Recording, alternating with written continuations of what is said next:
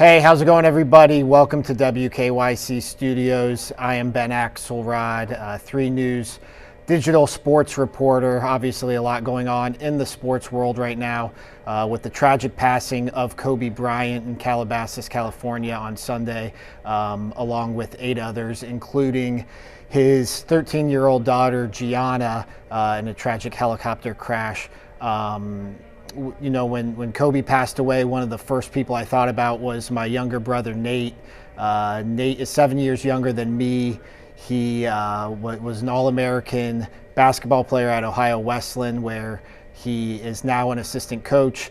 I grew up watching Nate play basketball and through middle school and high school and AAU and college, and now watching him coach. And I've seen firsthand the impact that Kobe Bryant had on Nate and had on really our generation of basketball fans and basketball players growing up. So I wanted to talk to my little brother a little bit about Kobe Bryant and the impact that he had on our generation. So Nate, thanks for joining me. I guess first of all, just I know I texted you yesterday to let you know about Kobe, but how did you kind of process everything yesterday?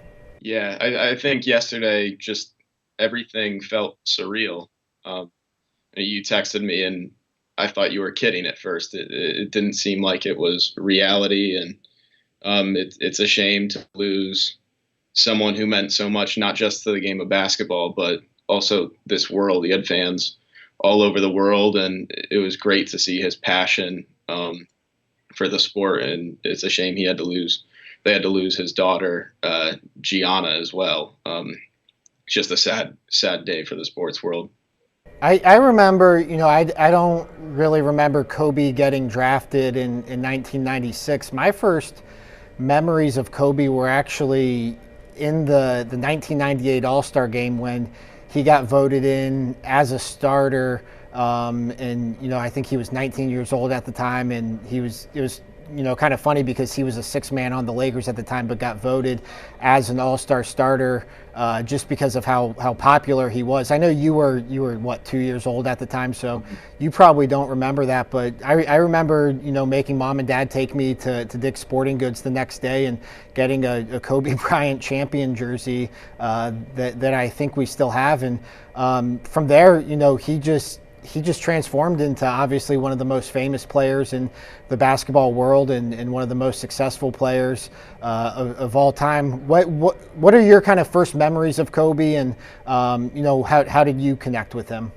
Yeah, the first memory I really have of Kobe is one of the first NBA games I ever went to. The Cavs played the Lakers, and I think it was 2005, and it was part of that time when the Lakers weren't great, and Kobe was kind of a notified as a selfish player. And I remember booing Kobe at the game. I wasn't a huge fan at first, and then just as the years progressed, you see him join the Redeem team in 2008. I remember waking up at 3 a.m. in the morning to watch them beat Spain in the gold medal game, and then you watch his battles with the Celtics in 2008, 2009, and it's been incredible. And then kind of to cap off his career, I remember staying up in my dorm room to watch him score 60 points against the Jazz. Just I think what we'll ultimately remember is his competitiveness, his work ethic, his drive. It's something that can kind of relate to not just athletes, but people in their lives. You mentioned booing him, and I think around that time he was a really polarizing player, but it was something happened, especially 2009, 2010, when he tacked on those two additional NBA finals in addition to what he did with Shaq with the three-peat with the Lakers. It was around that time it seemed like Mamba mentality really took off. It was around that time that, I think his influence really, that's when it almost, I don't want to say peaked, because I think it's still been peaking, but that's when it really kind of grew to what it is now. What was it about, what he did in that later stages of his career that just connected with everyone in the basketball world? Yeah, I think it was, I think the big word to describe it is just inspiration. It was inspirational to see how hard he worked outside. And there are stories of him waking up at 4 a.m. calling his trainer to meet him at the gym, um, and kind of seeing that work ethic carry over into success on the court. I think is the ultimate thing that the world got to see, towards the later stages of his career. And the shoes helped too, right? Oh, of course. I was actually looking back at the video of him jumping over the Ashton Martin, whether the video was fake or real. It was a great kind of marketing tactic by Nike. Yeah, I mean that's you, but I mean you grew up wearing his shoes. I think in college you pretty much only wore his shoes, and we follow. You and I are typical millennials. We follow what the NBA players are wearing, and it always strikes me how many NBA players, after Kobe retired, especially, were wearing Kobe's. I don't know what was it about it that made his shoes what they were, and what kind of impact do you think that had on just the way players gravitated toward him? Yeah, I remember the first pair of Kobe's I bought was 10 years ago. We were on a family trip to Chicago for our dad's 50th birthday. And kind of ever since I started wearing them, I wouldn't wear anything else to play in. I mean, the big thing with them is they were low tops. They were different. They kind of let you move on the court. They let you feel free. But it has been kind of crazy to see how after he retired, players were still wearing his shoes and all that, and kind of he had a big influence on the sneaker culture, as Nike kind of grew from 2008 to what it is now.